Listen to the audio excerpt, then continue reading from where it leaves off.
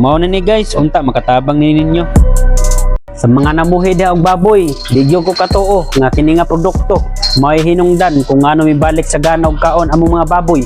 Aning upat nga rin no, saksi jud ko na pila na kadlaw wala na sila gana mo kaon. Gani, amo na nang gibutangan og uling kay mauman sad ni traditional method sa uban no. Mo nang gisulayan ang jud ni nako, namasin lang ko ani ba. Mo guys, kung di gyapon na mo kaon ninyong mga baboy, sulayi lang ninyo kay maguhay pa guni sila sa Pilipinas na produkto.